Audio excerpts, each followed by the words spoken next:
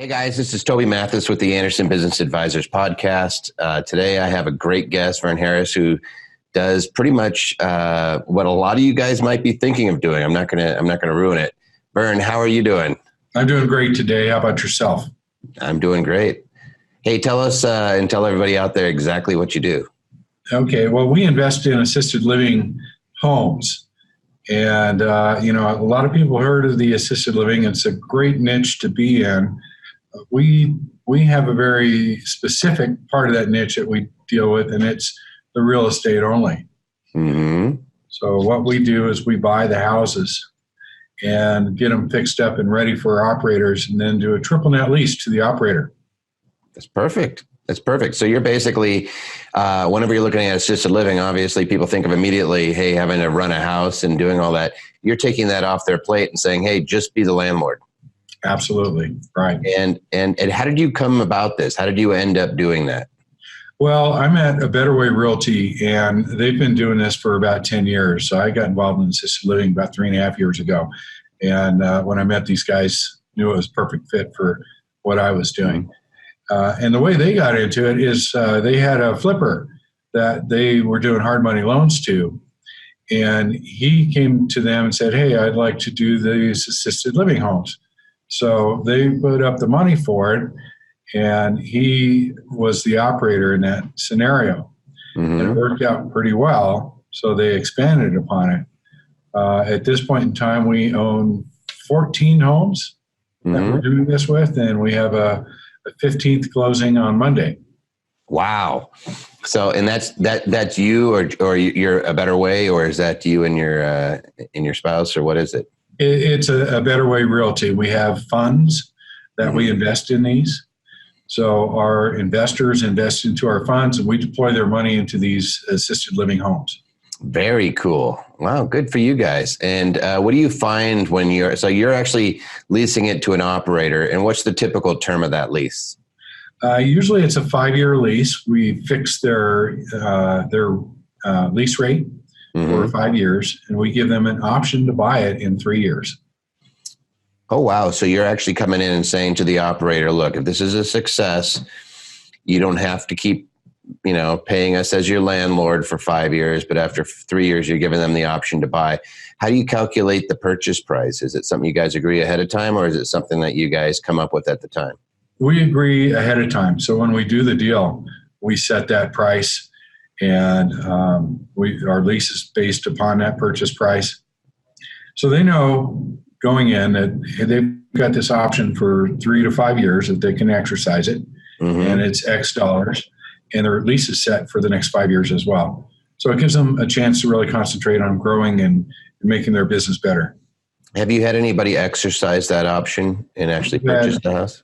We've had 2 of our operators exercise it in the last 10 years. How are the operators doing? Is this an area that people should be looking at? That's a loaded question, by the way, Vern. Yeah, it is. Assisted living is a tough business, like any business is. There is no such thing as an easy business. So it's a tough business, but an operator that is working at it, working on it, understands the business, and when they grow it, then it really starts to make sense. If you've got 3 of these houses, you're going to be doing well. If you've got 1 house, it's tough. You're going to be working in it. When you get 2 or 3 or 4 of these things, you're working on it. You have people working in it. That's that makes sense. If you like the golden handcuffs and or the golden cage, then you work in your business. If you want to enjoy life, you work on it. Hey, you and I spoke about this before, but I'm a landlord as well, and I found a niche in a particular city doing assisted living, finding operators that did a specific type of assisted living. So I want to ask you a very simple question, because a lot of folks think of assisted living as only older people. Is that your tenant? Is it just operators that go for the older crowd, or are there other options out there? There are other options. We've got clients that do sober living. We've got clients that do mental illness. Yep. I spoke with somebody last night that wants to open a house specifically for autism. Yep. That's what I do, by the way. That's exactly what it is. It's adult autistic individuals, and it's basically they have a den mother that lives in a unit in the same home. That's a terrific model. And then traumatic brain injury is another niche that's out there as well.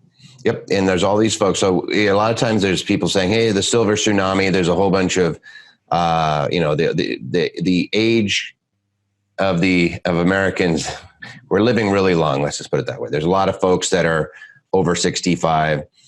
In the residential assisted living, are you finding, what's the typical age range for the older crowd? Do you know all those numbers? It's early 80s. 82 is probably the average age. Yep. And that's exactly what I've heard. Now, when you're doing the adult care homes and you're doing this, and it sounds like you have experience in both these, are we talking about folks that are older? Or are we talking about folks that might be 23 to 33? What are we looking at? Yeah, if we're looking at mental illness, it can be, we've seen them as young as 18, and 18 to 60 maybe is kind of where they fall. I would say the average age that I've seen is mid-40s, somewhere around there if you were to average it out. Mm-hmm. So they're going to be in there for quite some time. As long as they take their meds, they're going to be just fine. Mm-hmm. And they just have somebody there making sure they eat and get up, and if they're going to work, and just watching over them. Exactly. They cook for them. They clean the place. They give them their medicines. And that's pretty much the workload of your caregiver in a scenario like that. How do you identify properties? Like, what's your sweet spot? The assisted living works best at either a 10-bed or a 16-bed. So 10 beds is probably going to be a big ranch that you can convert. The garage, maybe convert an office. If you got 3 or 4 or 5 bedrooms upstairs and a 3-car garage and maybe an office, and you could probably get 10 beds out of something like that. So it's going to be a 3,000, 3,500 square foot house to start with as a ranch. It's going to be hard to find, depending where you're at. Here in Denver, that house starts at about $800,000. To find a big ranch like that. But other parts of the country, they're pretty commonplace. So that's what we look at to start with. And something that we can maybe add on to, if it's got a little bit of extra lot space, then we look for that. We just did a deal recently with, it was actually an existing assisted living that had 7 bedrooms on a double lot. And we're adding another 8 bedrooms as an addition to that house with kind of a breezeway in between. So that's going to have 15 bedrooms and be licensed for 16. And that's going to be a really nice house when we're completed with that. And so your model's different. So you're actually running a little bit of a fund. So if somebody wants to invest, they just put money in. Is that correct? Right? Yeah. If somebody wants to be a passive investor, then they can get into our fund, and we take care of all the management. We find the operators. We make sure everything works, and just pay our investors. Mm-hmm. What does that typically look like? Are you doing a share? Are you doing a carve out? How are you running that? Normally, it's a return. We try to get anywhere from 8 to 10% on an annual basis. We pay out bi-monthly. So. And, it averages 10, but we always say that 8 to 10 because things happen. We had a situation a year plus ago where an operator that had 4 properties, she didn't make it. So we had to take those properties back and put a new operator in. It took about 6 months to get it stabilized, but it's producing again, and we're back to 10%. What's your favorite project to date that you've actually been involved in? Oh, that's a good question. I'd almost say that 4-pack was my favorite because it was 4 houses at once. So I found an operator that had 3 houses already. So I was able to help him more than double his business. Mm-hmm. And they were doing a fantastic job with it and just really making some good money off of that business. And for me to help somebody do that kind of expansion to their business is very rewarding. And on the flip side, hey, there's 50 plus beds that we were able to fill and help people find a nice home as well. So, that's my warm fuzzy spot with that particular deal. Where do you find your operators? Like, do they find you, or are you actually out looking for operators? Both. And I run a meetup group here in Denver that is specific to the assisted living. You got to plug it. What is it? It is Denver Association of Assisted Living Residences. And just recently, we became the Colorado chapter of the national group that Gene Carino runs, which is called the RAL National Association. Yeah, Gene's pretty fun. I've done it for a long time. Absolutely. So I've been running this group for about 3.5 years. Actually, I started it right after I went to Gene's training and felt like there was a need for something like that out in our area. And because of building that network, I have people calling me every week, either looking to buy or sell. So it's really been a good way to connect with this community.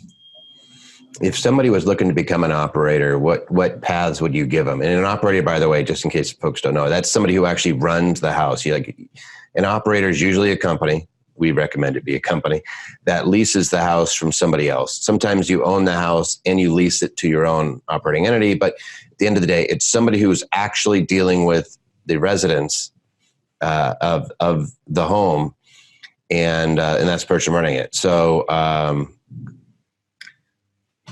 when somebody comes to me and says, I want to be an operator, usually the first thing I recommend is, why don't you go spend a few weekends in a home volunteering and see what it's really all about? Because it's a very unique type of a business, and there's a lot of, it's caregiving, and it takes all the operators that I know, true operators, have hearts of gold. And it really takes that type of compassionate personality to be a very good operator, because we're dealing with people's grandmothers. So if they can go through that and come out of that and still want to do this business, then that's great. The other thing we look for is, do they have a good business sense? I've had many operators come to me wanting to use our program, but they don't have any business sense. And that's dangerous. So I always recommend that they team up with somebody who's operated a business in the past and understands what business is all about. Just being a technician is not enough to be successful at one of these. You really have to have that business background as well.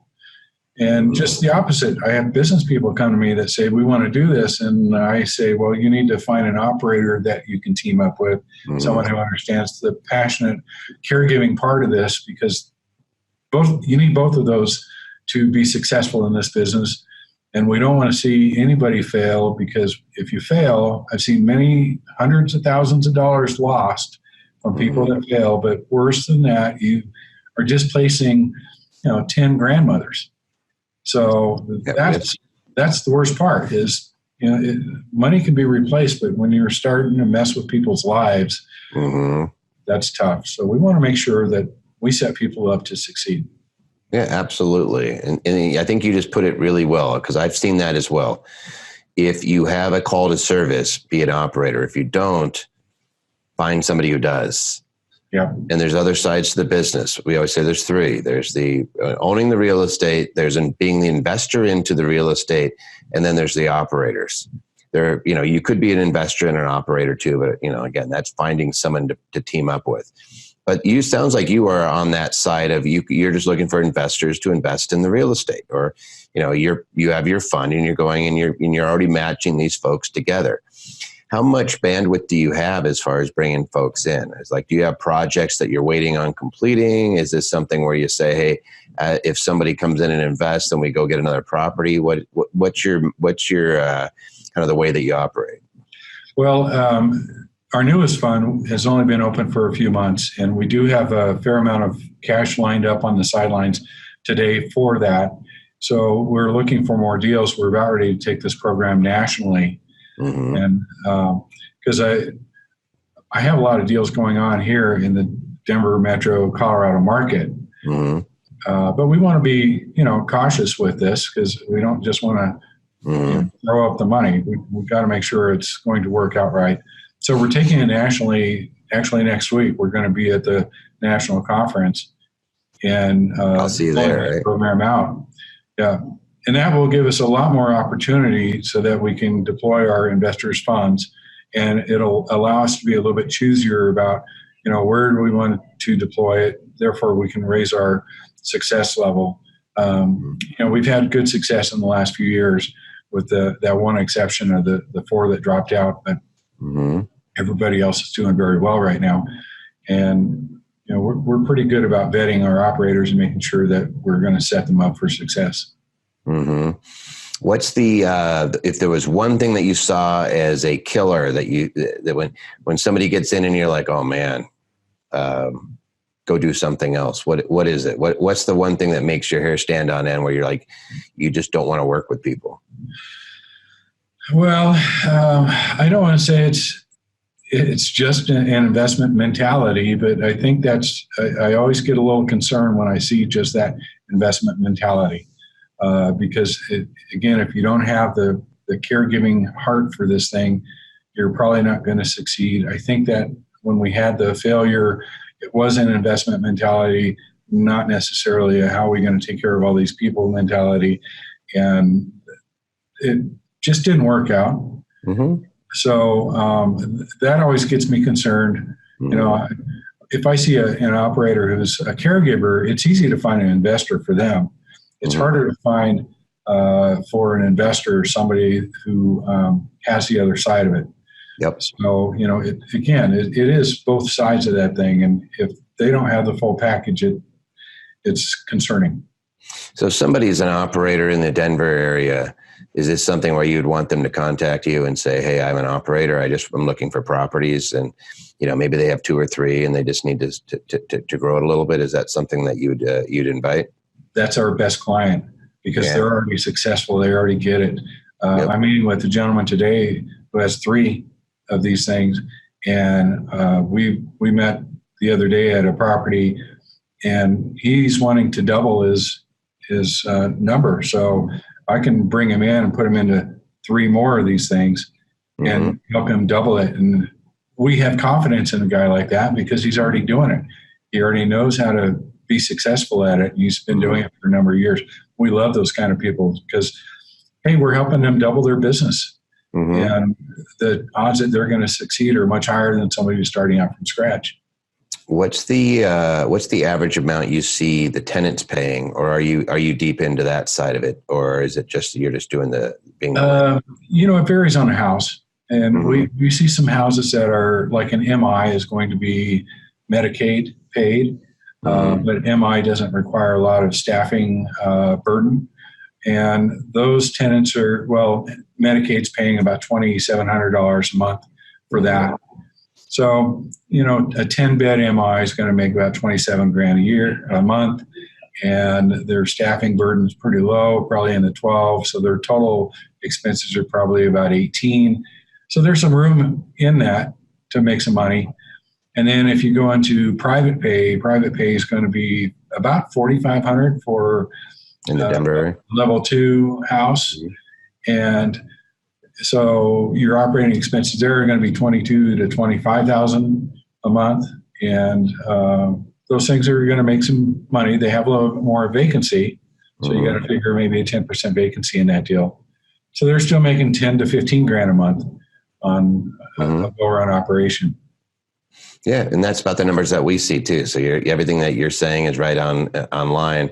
And then when you're leasing to this, is it above market rents? Like it's hard to find these homes. So if you're the landlord, you have a little bit of control there. Yes, it is above market. We basically charge 10% on the whole deal. So, and we'll buy the house, we'll put in the money to fix it up, or if it's an existing one and it needs spruced up, we put in an extra $50,000, $100,000 frequently. On this build out that we're doing, we're putting in $700,000 for the addition. So, they've got a lot of investment in this thing, and we just want to make sure that the numbers work at the end of the day, that it's still worth it to them. We don't want them working their tails off for $40,000 a year They need to be making enough money that there's incentive to do this. It makes sense. And as long as it makes sense for them and makes sense for us, that we can pay our investors the returns that we like to return, we're not greedy. We just want to get the deal done and make sure it works for everybody. That's perfect. We're going to put all your contact data out there, Vern, so that they can get a hold of you if they want. I'm going to see you at the national convention. It's going to be exciting to see a lot of folks that are into assisted living. Would you encourage anybody that's like thinking about becoming a landlord to look at the assisted living marketplace as being a great place to potentially find good tenants? Oh yeah. The tenants are going to be long-term. There's a big need for this. So the more homes that we get out there, the more we're going to fill that need. And, it's like leasing to a business is really what it is. So if you, it's like compare it with commercial and you go have a strip mall or a pad site for a restaurant, you own that piece of property and you have a business that's leasing it. And that's really how we look at these homes. Even though they're residential homes, they are special purpose. And, we just look at them like another piece of investment property that we have a business tenant in. Well, I really appreciate you coming on and sharing with us. Is there any last comments or any ideas that we didn't hit that you want to throw out there? Oh, I don't know. That's a good question. There's just so much to it that it'd be hard to put in one paragraph. I could throw one at you. Join a meetup group. Oh yeah, there in you the Denver area. Come out to Vern's meetup group. Because here's the thing. You're never going to know it all, and there's not enough professionals out there that are in this realm. Like, again, it's really difficult to find professionals, attorneys, accountants that have actually dealt with assisted living because there's so few of it, and most of them are the big boxes, but there's a huge need, and so it comes down to it. So guys like Vern are invaluable. His group is invaluable. Surround yourself by these people if this is something that's of interest to you. Even if you're going to be a landlord, find people like Vern. You do the meetup group. How often do you guys do your meetup? We do it the last Wednesday of every month. So actually it was last night that we had our meeting, and we bring in a presenter that talks about something different every month. And it's a lot of networking and a little bit of learning. And it's just a great place to rub elbows with other people in the business and expand. And these are all over the country. I know it sounds like you're going to expand nationally, but these meetup groups are pretty much all over the place, and it's just finding one, right? Well, I think that right now we're kind of unique. From what we've seen, there's maybe 2 or 3 in the country that are doing what I'm doing specifically. So, if somebody's interested out in another state to do this, there's an opportunity there that they could do what we're doing here and duplicate that. And I would say get involved with the Residential Assisted Living National Association, because the more people we get into that, the stronger this industry is going to be. Yeah. So it's really important that we get more people doing what I'm doing and what they're doing and kind of collaborate together and make this a little bit better industry. Fill a need, make a little money doing it. That sounds like a pretty good idea. And God knows we need it. Yeah. Hey, Vern, thanks for coming on. I kept you a little longer than you probably anticipated, but I really appreciate you coming on and sharing. And again, I'll see you at the national convention, and hopefully there's some folks out there listening that can make use of this, maybe reach out to you, and maybe they're popping up some other chapters elsewhere. Thanks for having me, Toby. I'll see you next week. You too.